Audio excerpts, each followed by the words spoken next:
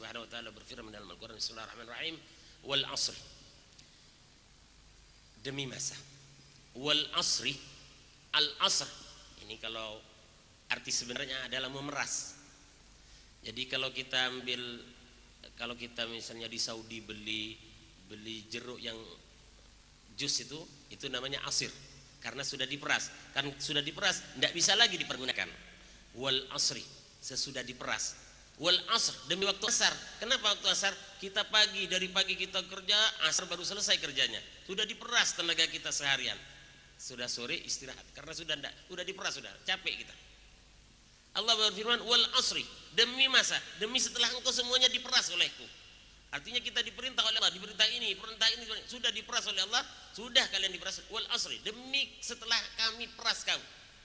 Artinya kita sudah tidak bisa berbuat apa lagi. Dalam arti kata, kita sudah akan mati. Jadi wal asri di dalam tafsir Naqsyabandi disebutkan, wal asri adalah demi waktu kita akan membuskan nafas terakhir. Sudah kita akan mati. Wal asri, innal insana lafi khusr. Sesungguhnya manusia benar-benar dalam kerugian. Manusia semuanya rugi. Pada waktu akan mati semuanya rugi. Illa, kecuali kata Allah, illal ladzina amanu, kecuali orang-orang yang beriman. Orang yang beriman kepada Allah, beriman pada hari akhir, bahwa Allah punya neraka, Allah punya surga, Allah punya murka, Allah punya dan sebagainya, pasti akan takut. Pasti akan takut berbuat yang dimurka oleh Allah. Sebab kalau murka Allah, pasti akan dimasukkan ke dalam neraka.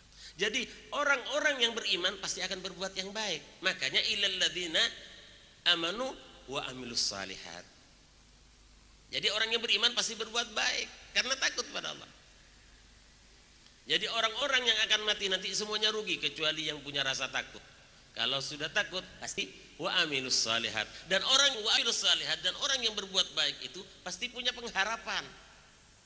Artinya kalau ada tukang kerja semen misalnya, nyemen misalnya, waktu kerja dia pasti punya pengharapan. Pengharapannya apa? Dapat gaji. Begitu juga kita, kalau kita melakukan amal saleh, kita punya pengharapan, punya raja kepada Allah. Jadi orang nanti yang tidak rugi pada akan dicabut nyawanya adalah orang yang takut kepada Allah dengan keimanannya, kemudian berharap kepada Allah, berharap keridhaan Allah. Itu.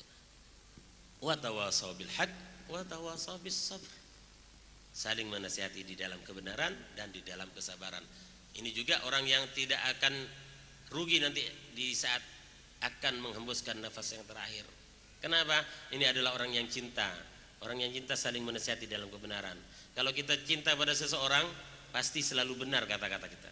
Jadi kalau kita suka kepada seseorang, orang itu tidak jujur kepada kita, itu namanya tidak cinta. Orang cinta itu jujur, tidak akan bohong.